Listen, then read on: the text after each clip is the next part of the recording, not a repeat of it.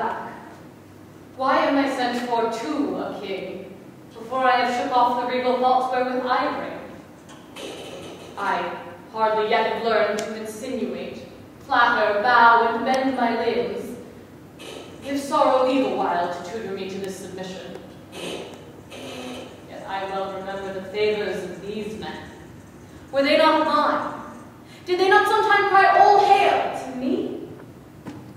So Judas did to Christ. But he, in 12, found truth in all but one. I, in 12,000, none. God save the king.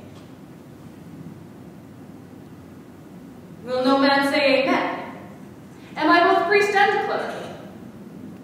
Well then, amen.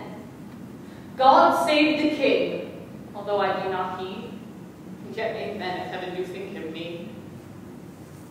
To do what service was I sent for hither? To do that office of thine own goodwill which tired majesty did make thee offer, the resignation of thy state and crown to Henry Bolingbroke. Give me the crown.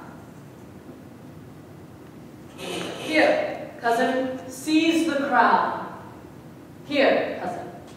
On this side my hand, and on that side yours. Now is this golden crown like a deep well that owes two buckets, filling one another. The emptier ever up, dancing in the air, the other down, unseen and full of water. That bucket, down and full of tears am I, drinking my griefs whilst you mount up on high. I thought you were contented to resign the crown. The crown I am, but still my griefs are mine. You may my glories and my state depose, but not my griefs. Still am I king of those. What of your cares you give me with your crown? Your cares set up, do not pluck my cares down. The cares I give, I have, though given away. They tend the crown, yet still with me they stay. Are you contented to resign the crown? Aye. No. No. Aye. For I must nothing be. Therefore no. No. For I resign to thee. Now mark me how I will undo myself.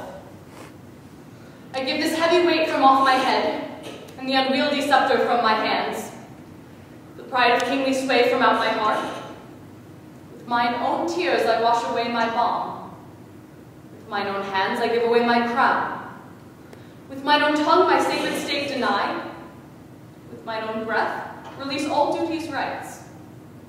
All pomp and majesty I do forswear. My manners, rents, revenues I forego. My acts, decrees, and statutes I deny. God pardon all oaths that are broke to me. God keep unbroke all oaths that swear to thee. Make me that nothing have, with nothing grieved, and thou with all pleased that hast all achieved. Long mayst thou live in Richard's seat to sit, and soon lie Richard in an earthly pit. God save King Harry, unkinged Richard says, and send him many years of sunshine days. What more remains? No more. See that you read these accusations and these grievous crimes committed by your person and your followers against the state and profit of this land. That, by confessing them, the souls of men may deem that you are worthily deposed. Must I do so? And must I ravel out my weaved up folly? Gentle Northumberland, were thy sins upon record, would it not shame thee in so fair a troop to read a lecture of them? If thou wouldst, there shouldst thou find one heinous article, containing the deposing of a king and cracking the strong warrant of an oath, marked with a blot, damned in the book of heaven. Nay, all of you that stand and look upon, whilst that my wretchedness doth bait myself, though some of you with Pilate wash your hands, showing an outward pity. Yet you, Pilates, have here delivered me to my sour cross, and water cannot wash away your sin. My lord, read over these articles. Mine eyes are full of tears. I cannot see. Yet salt water blinds them not so much, but they can see a sort of traitors here. Nay, if I turn mine eye upon myself, I find myself a traitor with the rest. For I have given here my soul's consent to undeck the pompous body of a king. My lord! No lord of thine thou wast insulting man! Nor no man's lord.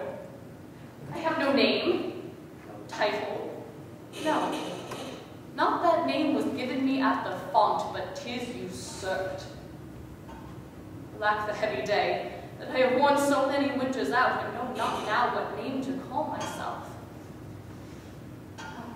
That I were a mockery king of snow, standing before the sun of Bolingbroke, to melt myself away in water drops. Good king, great king, yet not greatly good. And if my word be sterling yet in England, let it command a mirror hither straight, that it may show me what a face I have, since it is bankrupt of his majesty. Go, some of you, and command the mirror. My lord, read over these Be articles. not to no more, my lord Northumberland. The commons will not then be satisfied. I shall be satisfied. I'll read enough when I do see the very book, indeed, where all my sins are writ. And that's myself. Give me the glass, and therein will I read. No deeper wrinkles yet? Hath time struck so many blows upon this face of mine and made no deeper wounds? O flattering glass, like to my followers in prosperity, thou dost beguile me. Was this face the face that every day under his household roof did keep 10,000 men? Was this the face that like the sun did make beholders wink? Was this the face that faced so many follies and was at last outfaced by Bolingbroke? A brittle glory shineth in this face. As brittle as the glory is the face, for there it is! Cracked in 100 shivers. Mark, silent king, the moral of this sport. How soon my sorrow hath destroyed my face. The shadow of your sorrow hath destroyed the shadow of your face. Say that again. The shadow of my sorrow. Let's see. 'Tis very true. My grief lies all within, and these external matters of lament are merely shadows to the unseen grief that swells with silence in the tortured soul. There lies the substance. And I thank thee, King, for thy great bounty, that not only givest me cause to wail, but teachest me how to lament the cause. I'll beg one boon and then be gone, and trouble you no more. Shall I obtain it? Name it, fair cousin. Fair cousin? Why, I am greater than a king. For when I was a king, my flatterers were then but subjects. Being now a subject, I have a king here to my flatterer. Being so great, I have no need to beg. Yet ask, and shall I have? You shall. Then give me leave to go. Whither? Whither you will, so I were from your sights. Go. Some of you convey him to the tower. Oh, good. Convey? Conveyors are you all! Ride thus namely by a true king's fall! On Wednesday next, we solemnly set down our coronation. Lords, prepare yourselves.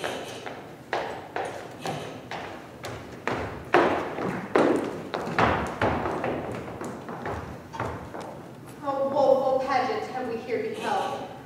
The woes to come.